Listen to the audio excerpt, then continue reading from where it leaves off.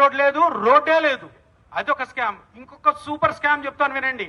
కుటుంబ నియంత్రణ ఆపరేషన్లు. కుటుంబ నియంత్రణ ఆపరేషన్లు ఎక్కడ చేస్తారన్నా?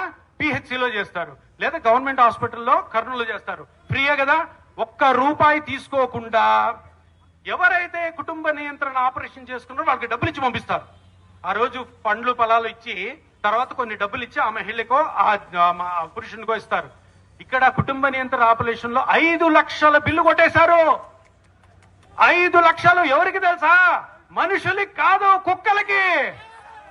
కుక్కలకి కుటుంబ నియంత్రణలో చేపిస్తానని చెప్పి 5 లక్షల స్కామ్ చేశారు. దీనికి ఇంకా ఘోరమైన విషయం ఏంటి తెలుసా?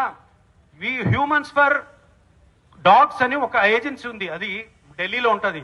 దాని అధ్యక్షురాలు ఎవరు తెలుసా? స్వయానా మన ఇందిరాగాంధీ గారి కోడలు మేనకా గాంధీ, సోనియా గాంధీ గారి తోటి కోడలు.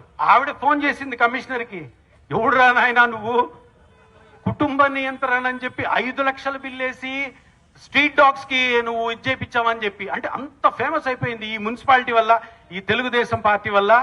మన నందికొట్కూరు ఇంకా ఫేమస్ అయింది. ఈ వీడియో నచ్చితే లైక్ చేయండి, సబ్స్క్రైబ్ చేసి కామెంట్ చేసి షేర్ చేయండి.